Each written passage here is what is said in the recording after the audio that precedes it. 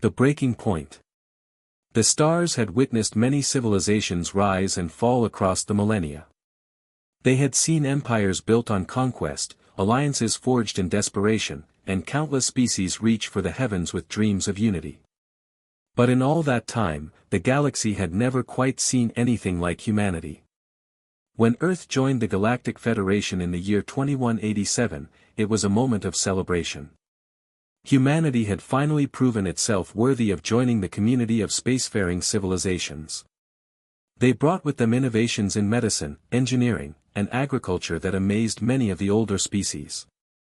The humans were eager to learn, quick to adapt, and remarkably diplomatic in their approach to galactic politics. For 150 years, humanity played by the rules. They paid their Federation dues on time. They sent their brightest minds to study at the great universities of Valoria Prime. They opened their markets to alien goods and welcomed traders from across the known galaxy. Earth became a popular destination for tourists who wanted to experience the famous diversity of human culture and taste the legendary cuisines that varied from continent to continent. But not everyone welcomed humanity's success. The Talrek were a species that had dominated trade routes in the outer sectors for nearly 3,000 years. They were tall beings, standing nearly 8 feet in height, with crystalline skin that reflected light in sharp, angular patterns. Their society valued profit above all else, and they had built their fortune on being the primary suppliers of rare minerals and exotic goods to dozens of worlds. When human merchants began offering better prices and more reliable service, the Talrek saw it as a threat. At first, their response was economic. They lowered their prices, sometimes operating at a loss just to drive human competitors out of business. When that failed, they turned to political pressure, lobbying Federation officials to impose stricter regulations on human trade vessels.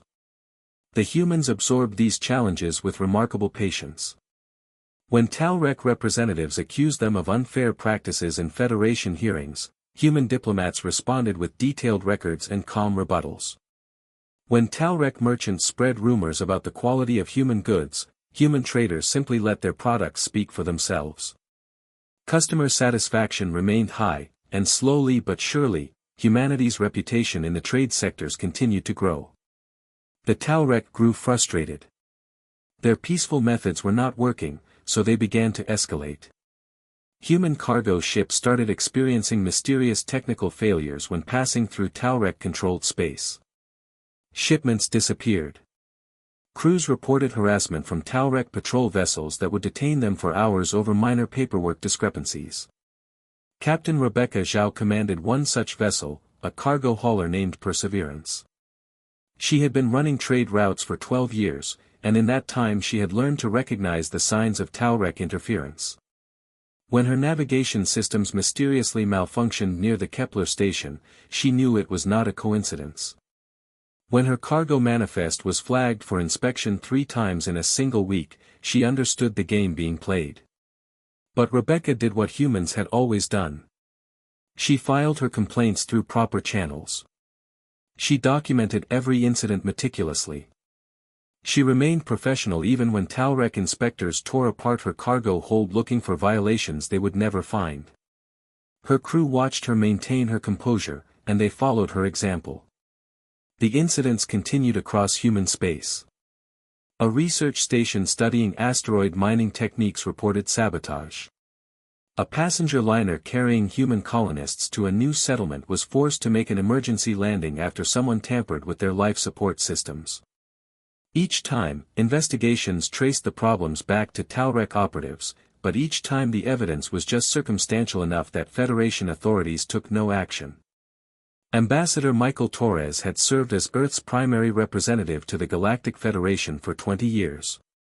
He was a patient man with gray hair and tired eyes that had seen too many injustices ignored. Every month he stood before the Federation Council and presented humanity's grievances. Every month he requested formal investigations into Talrek activities. Every month he was told that the matter would be looked into, and every month nothing changed. The Talrek grew bolder. If harassment and sabotage were not enough to drive humans away, perhaps something more direct would work. They began targeting the smaller, more vulnerable human settlements on the frontier worlds. These were colonies of farmers and miners, people who had left Earth seeking a simpler life among the stars. They had no military defenses, no weapons beyond what was needed to clear land and protect against local wildlife. Haven's Rest was one such colony. It sat on a moon orbiting a gas giant in the Epsilon sector, a small community of 847 souls. They grew crops in biodomes and raised livestock imported from Earth. Children attended a single school where teachers taught lessons about both human history and the wonders of their new home. It was peaceful and remote, exactly the kind of place where people went to escape the complexities of galactic politics. The attack came without warning on a quiet morning in late spring. 3 Taurek warships dropped out of hyperspace and opened fire on the settlement. They targeted the biodomes first, shattering the transparent aluminum and exposing the crops to the harsh vacuum. Then they struck the residential areas, where families were just sitting down to breakfast. The colonists had no way to fight back. They had no shields, no weapons capable of reaching orbit, no means of defense at all. They could only run and hide and hope that someone would hear their distress signal. By the time a Federation patrol arrived 3 hours later, Haven's Rest was gone. The biodomes were ruins. The homes were craters. 847 people had lived there that morning. Only 93 survived, pulled from the wreckage by rescue teams who arrived too late to save the others. Among the dead were children who had been playing in the school courtyard. Teachers who had been preparing lessons. Farmers who had been tending their fields. Elderly colonists who had moved there to spend their final years in peace. They had harmed no one. They had threatened no one. They had simply been in the way of Taurek ambitions. News of the massacre spread across human space within hours. On Earth, people gathered in silent vigils. On Mars, colonists wept for those they had never met but understood completely. On every human world and station and ship, there was grief and rage and a terrible, aching sense of injustice. Ambassador Torres requested an emergency session of the Federation Council. He stood before the assembled representatives with photographs of Haven's Rest, before and after. He showed them images of the children who would never grow up. He presented evidence, recorded communications, sensor logs, everything needed to prove beyond any doubt that the Taurek had committed an act of genocide against defenseless civilians. The Taurek representative did not even bother to deny the attack. He stood before the council with his crystalline skin gleaming under the chamber lights and spoke with cold certainty. The humans were operating an illegal settlement in territory claimed by the Taurek Consortium. We provided adequate warning for them to evacuate. They chose to remain. The consequences of that choice are not our responsibility. It was a lie. No warning had been given. No territorial claim had been filed. But the Taurek representative delivered the falsehood with such confidence that several council members nodded in agreement. Ambassador Torres waited for the outrage. He waited for other species to stand up and condemn this atrocity. He waited for the Federation to show that it stood for something more than profit and politics. The Valkorian Council Speaker, an ancient being whose species had founded the Federation 2,000 years ago, listened to both sides and then delivered his judgment. This is clearly a complex territorial dispute with tragic consequences. The Council recognizes that mistakes were made on both sides. We recommend that a joint commission be formed to study the matter and provide recommendations within the next 18 months. In the meantime, both parties are encouraged to avoid further escalation. Torres stared at the speaker for a long moment. Around him, other representatives were already moving on to the next item on the agenda. The massacre of 847 human beings had been reduced to a bureaucratic inconvenience to be studied by a committee that would take a year and a half to reach conclusions that no one would enforce. 18 months, Torres said quietly. His voice was calm, but there was something in it that made several nearby representatives turn to look at him. That is the Council's decision, the speaker confirmed. Torres nodded slowly. He gathered his papers and his dignity. Then he walked out of the chamber without another word. Behind him, the business of the Federation continued as if nothing important had happened. But something had happened. Something that would change the galaxy forever. Humanity's patience, stretched across 150 years of insults and harassment and injustice, had finally reached its limit. Within 24 hours, every human diplomat, trader, scientist, and citizen had withdrawn from Federation space. Embassies were closed. Trade agreements were terminated. Research partnerships were dissolved. It happened so smoothly, so efficiently, that it was clear this evacuation had been planned long ago, just waiting for the right moment to be implemented. The Federation Council was confused. They had expected humans to beg and plead and eventually accept whatever token gestures the Council offered. Instead, humanity had simply left. Earth's borders closed. Human space went dark.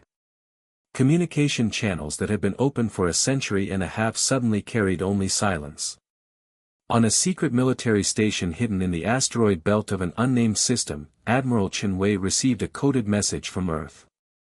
It contained only 3 words, but they were words he had been waiting to hear for decades. Begin Protocol Meridian. Chen was a career officer who had spent his entire adult life preparing for a war he hoped would never come. He had overseen the construction of defense networks that the galaxy did not know existed. He had trained soldiers in tactics that no alien species had ever encountered. He had stockpiled weapons and ships and resources in hidden locations across human space, always planning, always preparing, always hoping it would never be necessary. Now it was necessary. The Admiral opened channels to commanders at 100 secret bases. Orders went out to ships that had been waiting in the darkness for this exact moment. Across human space, a military machine that had been building quietly for 150 years began to move. The Talrek noticed the silence from human space, and they interpreted it as victory. The weak species had run away to lick their wounds. They celebrated their success and made plans to expand into territories that humans had abandoned. Then their patrol ships started disappearing. At first it was just 1 or 2 vessels that failed to report in on schedule. Technical malfunctions, the Talrek commanders assumed. But then entire squadrons vanished without sending distress signals. Search parties found the ships drifting in space, intact but empty. The crews were gone, simply gone, as if they had walked out the airlocks and kept going into the void. Talrek sensor stations along the border with human space reported strange readings. Ships that appeared and vanished in moments. Energy signatures that matched no known technology. The feeling of being watched by something vast and patient and utterly without mercy. The Galactic Federation tried to establish contact with Earth, but their messages went unanswered. They sent delegations to human borders, but the ships were turned away by automated defense platforms that had not existed a month earlier. The galaxy realized with growing unease that they had no idea what humanity was doing in the darkness of their closed borders. 3 weeks after Haven's rest, every communication system in Talrek space activated simultaneously. Billions of screens showed the same image, a photograph of Haven's rest before the attack. Children playing, families working, a community living in peace. Then the image changed to show the aftermath. The ruins. The bodies. The destruction. Text appeared below the images in perfect Talrek script. You had 150 years to treat us with basic decency. You had countless chances to choose peace. Remember that tomorrow, when you learn what happens when humanity stops being patient. The screens went dark. Across Talrek space, people looked at each other with the first stirrings of fear. For the first time in 3,000 years, the Talrek began to wonder if they had made a terrible mistake. In orbit above Earth, Admiral Chen stood on the bridge of the flagship Righteous Fury and looked at the fleet assembled around him. 3,000 warships, each one incorporating technologies that would revolutionize galactic warfare. They had been built in secret, crewed by volunteers who understood what they were preparing for, armed with weapons that would make the Talrek military obsolete. All ships report ready, Admiral, his executive officer said. Chen nodded. He thought about Haven's Rest. He thought about all the insults humanity had endured, all the injustices they had witnessed, all the times they had chosen patience over action. That time was over. Take us to Talrek space, he ordered. And send a message to the Federation Council. Tell them that humanity is no longer requesting justice. We are delivering it. The fleet moved as one, jumping into hyperspace and leaving Earth's system behind. In the darkness between stars, humanity's tolerance had finally run out. And the galaxy was about to learn what that meant. The reckoning. The Talrek High Command had built their fortress on the principle that overwhelming force was the only language worth speaking. Their military headquarters orbited their homeworld like a steel crown, bristling with weapons that could reduce planets to ash. For 3,000 years, this station had been the symbol of Talrek dominance. No enemy had ever breached its defenses. No force had ever made them afraid. That changed when human ships appeared in their space. The arrival was not dramatic. There were no grand proclamations or theatrical displays of power. One moment, the Talrek sensor networks showed empty space. The next moment, 3,000 human warships occupied precise positions throughout their territory. They had appeared simultaneously in every major system, surrounding military installations, orbital platforms, and fleet staging areas. The Talrek military scrambled to respond. Admiral Kreshtal, Supreme Commander of Talrek forces, stared at his tactical displays in disbelief. According to their intelligence reports, humans had perhaps 200 outdated patrol vessels. The Federation had assured everyone that humanity posed no military threat. The intelligence reports had been catastrophically wrong. How did they get past our sensor nets? Kreshtal demanded. His crystalline skin flickered with colors that indicated extreme agitation. We don't know, Admiral, his sensor officer replied. They simply appeared. No hyperspace signatures, no energy buildups, nothing. It's as if they materialized from nowhere. That's impossible. Yes, Admiral. But they're here. Kreshtal studied the formations. The human ships were arranged with mathematical precision, positioned to provide overlapping fields of fire while maintaining perfect defensive spheres. It was textbook fleet positioning, executed with a level of coordination that suggested either a hive mind or communications technology far beyond anything the Talrek possessed. A transmission came through on all channels. Kreshtal accepted it, and a human face appeared on his screen. The man wore a military uniform of dark blue with silver insignia. His face was calm, his eyes cold. I am Admiral Chen Wei of the Earth Defense Fleet. Your government authorized an attack on the civilian colony of Haven's Rest, resulting in the deaths of 847 innocent people. Humanity demands immediate surrender of all military assets and the extradition of those responsible for ordering the attack. Kreshtal's crystalline features hardened. You dare make demands of the Talrek Consortium? We have fought wars for 3 millennia. Our fleet numbers in the tens of thousands. You bring 3,000 ships and think you can threaten us? Chen's expression did not change. You misunderstand. This is not a threat. This is a notification. You have 1 hour to comply. After that, we will take what we came for. The transmission ended. Kreshtal looked around his command center at faces that showed confusion and anger but not fear. They were Talrek. They did not surrender to anyone, especially not to a species they had been bullying for decades. Mobilize all fleets, he ordered. Show these humans what happens when prey forgets its place. Across Talrek space, military vessels powered up their weapons and began moving toward the human positions. The Talrek had 15,000 warships at their command. They had energy shields developed over centuries of warfare. They had weapons that had conquered a dozen species. They had never faced an enemy like humanity. The first engagement happened near the manufacturing complex at Talvor Station. A Talrek battle group of 200 ships moved to intercept a smaller human force of 50 vessels. The Talrek commander felt confident. 4-to-1 odds had never failed them before. The human ships did not wait for the Talrek to close range. They opened fire from a distance that should have been impossible for energy weapons to be effective. Brilliant beams of coherent light crossed the void, and the Talrek shields that had never failed before simply vanished. The beams passed through armor like it was paper. 16 Talrek ships died in the first salvo. The Talrek returned fire, their plasma weapons lighting up space with deadly brilliance.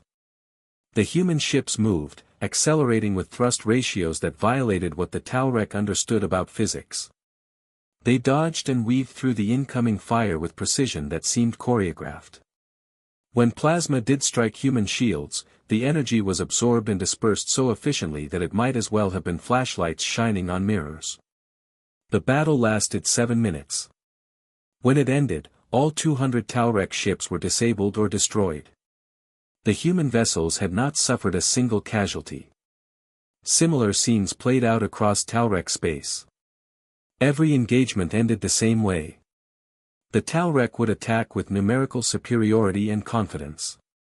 The humans would dismantle them with terrifying efficiency. It was not even combat in the traditional sense. It was extermination. Private Sarah Kim had trained for this mission for 6 years. She was part of the first wave of ground forces tasked with securing key installations on Talrek Prime. Her transport ship cut through the planet's atmosphere with 100 others, their stealth systems rendering them invisible to the defensive networks below. Sarah had joined the military after Haven's Rest. She had never been to that colony, had never known anyone who lived there, but their deaths had affected her deeply. She had watched the footage of the attack, seen the recordings of families running from explosions they could not escape. She had decided then that if humanity ever chose to act, she wanted to be part of that action. Now she sat in a drop pod with 11 other soldiers, feeling the vibration as they plummeted toward the surface. No one spoke. There were no battle cries or expressions of anger. They were professionals doing a job that needed to be done. The pod hit ground in a military complex on the outskirts of the capital city. Sarah and her team emerged into organized chaos. Talrek soldiers were scrambling to defensive positions, but they were confused and disorganized. Their communications were being jammed. Their command structure was falling apart. They had never trained for an enemy that could appear inside their defenses. Sarah's team moved with practiced precision. They used non-lethal weapons when possible, stunning rather than killing. Their orders were clear: minimize casualties, secure objectives, treat all prisoners according to human military law. This was not revenge. This was justice. A Talrek officer raised his weapon, and Sarah fired first. The stun round dropped him instantly. 2 more soldiers appeared around a corner, and her teammate disabled them with a sonic pulse that left them unconscious but alive. They worked their way through the complex, encountering resistance that crumbled before their superior training and technology. Within 4 hours, every major military installation on Talrek Prime was in human hands. The planetary defense network was offline. The command bunkers were secured. The Talrek military, which had seemed invincible hours earlier, had been effectively neutralized. Admiral Chen stood on the bridge of the Righteous Fury and watched the tactical displays update. Across Talrek space, the operation was proceeding exactly as planned. Resistance was collapsing. Military assets were being captured or destroyed. The Talrek government was cut off from its forces and surrounded. "Admiral, we're receiving a surrender offer from the Talrek High Command," his communications officer reported. Terms: they're offering to withdraw from disputed territories and pay reparations. They want to negotiate a ceasefire. Chen shook his head. Rejected. We did not come here to negotiate. Inform them that we will accept nothing less than unconditional surrender and extradition of all individuals responsible for the Haven's Rest massacre. The message was sent. 15 minutes later, the Talrek capitulated. They had no choice. Their military was defeated, their homeworld was occupied, and they had finally understood a truth that humanity had learned long ago: being willing to fight does not mean you should, but being able to fight means you choose when to stop being patient. The trials began 3 weeks later. Humanity established a special tribunal on Tau-Rek Prime to prosecute those responsible for war crimes. Every Tau-Rek official involved in ordering or executing the attack on Haven's Rest was arrested and brought before human judges. The proceedings were broadcast across the galaxy. Species that had never paid attention to human affairs suddenly found themselves watching with fascination. The humans conducted the trials with meticulous fairness. Every accused was provided with legal representation. Every piece of evidence was presented openly. Every testimony was recorded and verified. Admiral Kreshtal stood before the tribunal on the final day of his trial. The evidence against him was overwhelming. He had authorized the attack on Haven's Rest. He had known the settlement was civilian. He had ordered his ships to leave no survivors. "Do you have anything to say in your defense?" the human judge asked. Kreshtal looked at the faces of the tribunal. He expected to see hatred and rage. Instead, he saw only cold determination. These humans were not acting out of vengeance. They were seeking justice, and somehow that was more terrifying. "I believed your species was weak," he said finally. "I believed that patience meant you could not fight. I was wrong. But I will not beg for mercy from those I considered prey." The judge nodded. "Your honesty is noted. However, the evidence shows that you ordered the deaths of 847 civilians, including 217 children. Under human law, under Galactic Convention, and under any reasonable standard of morality, this constitutes genocide. You are sentenced to life imprisonment. You will serve your time under human supervision, and you will be treated according to the same standards we apply to all prisoners, with basic dignity, adequate care, and the protection of law." Kreshtal frowned in confusion. "You are not going to execute me?" "We are not you," the judge replied. "We do not murder those who cannot defend themselves. We do not become the monsters we fight against. That is what separates humanity from the Tau-Rek." Across Tau-Rek space, humanity began the work of reconstruction. The damage from the brief war was extensive, but humans were builders by nature. They repaired infrastructure, restored power grids, and established medical centers to treat the wounded. Tau-Rek civilians watched in confusion as their conquerors worked alongside them, not as masters but as helpers. A young Tau-Rek engineer named Velsha found herself working with a human construction crew to rebuild a damaged hospital. She had expected the humans to be cruel, to take revenge for the years of harassment and the massacre at Haven's Rest. Instead, they taught her new techniques, shared their equipment, and treated her with respect. "Why are you helping us?" she asked one day. "We tried to destroy you. We killed your people." The human engineer, a woman named Maria Chen, looked at her thoughtfully. "Your government tried to destroy us. Your military killed our people. You didn't."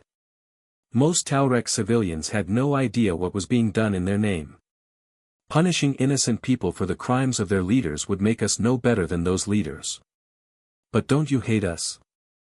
Maria was quiet for a moment. "I hate what was done. I hate the people who ordered it and those who carried it out. But hate is expensive. It costs energy and time and pieces of your soul. I'd rather spend that energy building something better." The conversation stayed with Velsha long after. She began to understand that humans were not the weak, easily manipulated species the Tau-Rek had believed them to be. They were something far more dangerous, a species with principles they actually lived by, even when it would be easier not to. The Galactic Federation watched the occupation with growing unease.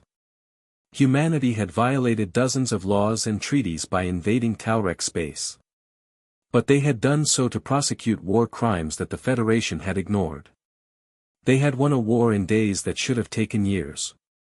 And they were now demonstrating a capacity for both ruthless efficiency and unexpected mercy. Ambassador Torres returned to the Federation Council for the first time since Haven's Rest.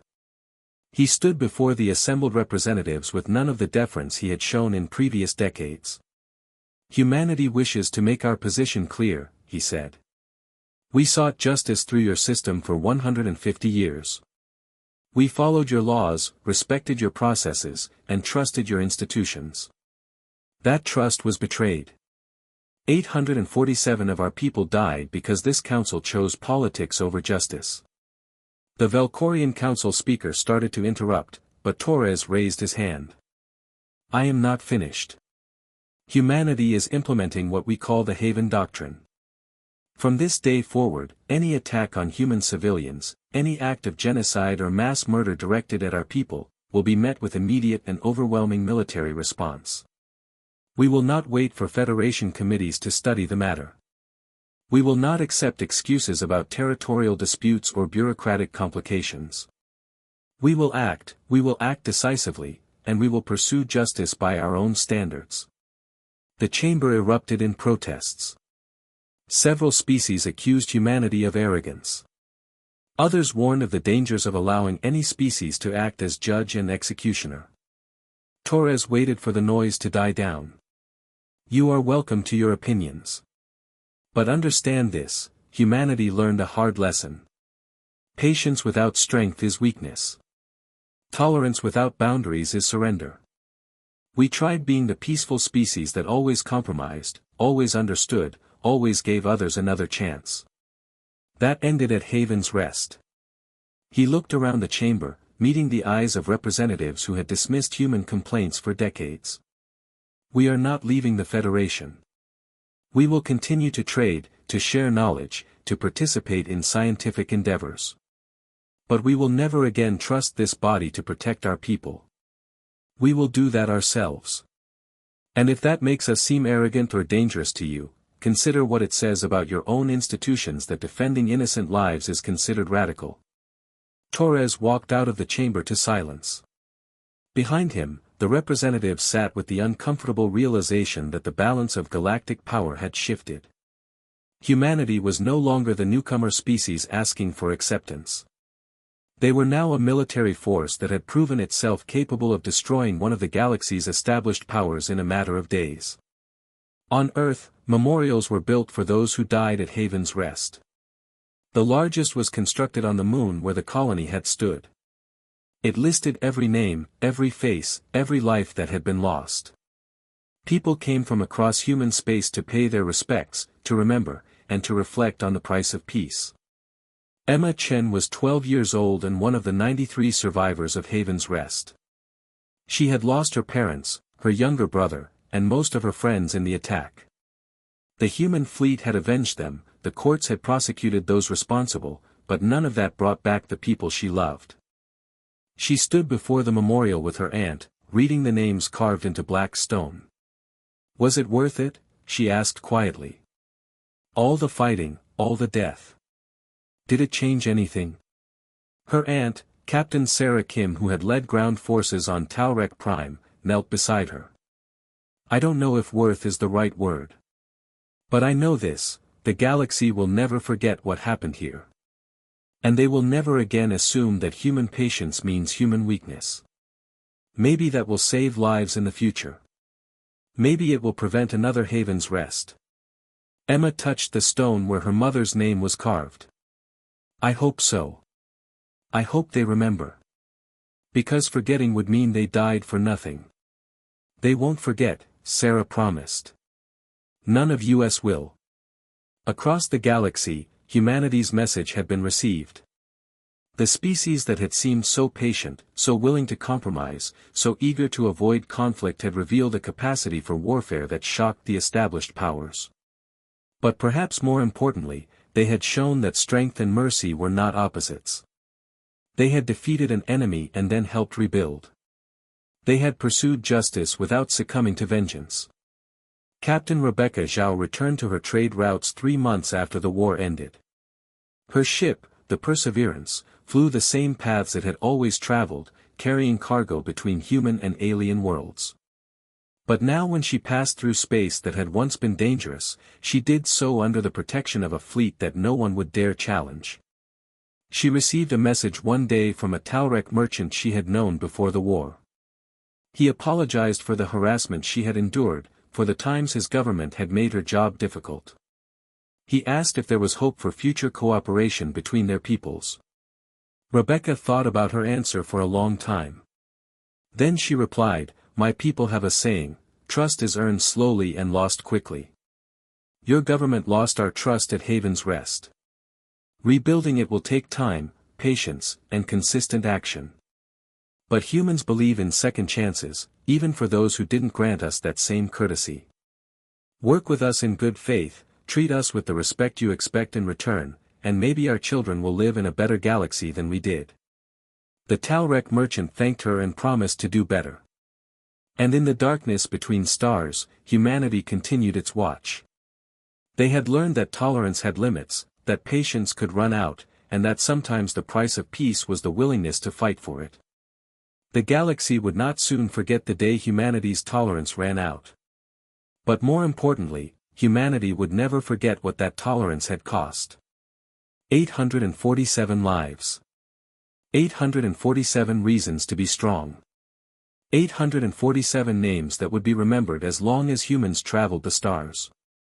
The message was clear to every species in the Galactic Federation: humanity could be your greatest ally or your worst enemy. The choice was yours. But choose wisely, because the patient species had learned to be patient no more when it mattered most. And the stars, ancient witnesses to countless civilizations, added another chapter to the endless story of life among the cosmos. It was a chapter about a species that valued peace but understood war, that showed mercy but demanded justice, that had patience until the moment that patience became weakness. The aliens would remember. They had no choice. Humanity had made sure of that.